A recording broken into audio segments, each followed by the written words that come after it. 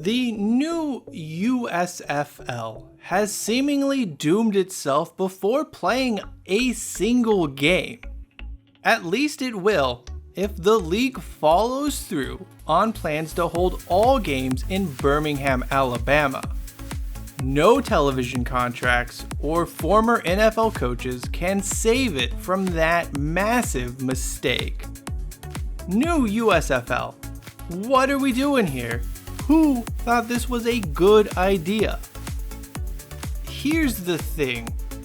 I want spring and/or summer football to succeed in the worst possible way. Don't believe me? I still can't bring myself to delete the Alliance of American Football app from my phone. The AAF isn't coming back. The app doesn't even do anything, but I refuse to remove it. That's not all. I scour YouTube during June and July to watch the 90 arena football leagues playing games across America.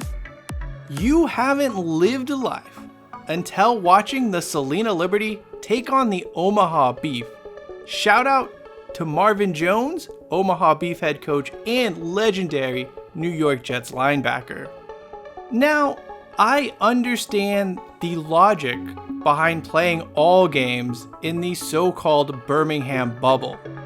Not only are you significantly reducing costs, but the city is even chipping in with $500,000 to cover services.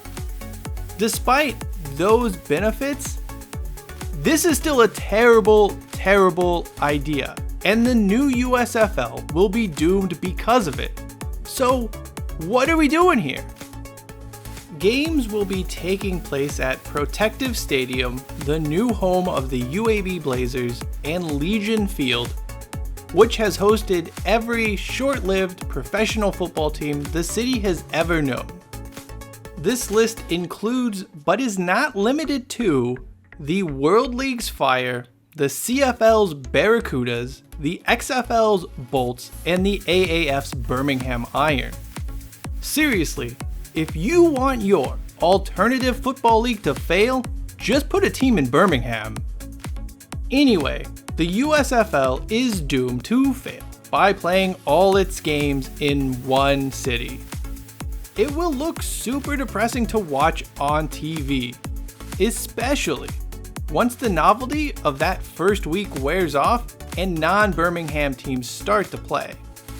AAF and XFL attendance wasn't great, but it was passable. The people of Alabama, and specifically Birmingham, aren't turning out in droves to watch 3 or 4 games, most of which will feature teams they have no connection to whatsoever, weekly for 2 months. Hell, Nick Saban can barely get them to show up when the Crimson Tide play unranked teams these days. I really don't want the new USFL to be doomed, but it is hard to see any other outcome. This is a movie we have all watched several times before. The first week of the new USFL season will be fine, and things will be okay until about week 3 or 4. Eventually though, attendance and TV ratings will start to crater once it becomes depressing. Before long, the league will become nothing more than an afterthought. And then, a business decision will need to be made. Do you carry on and finish out the season? Or do you pack it in and call it a day?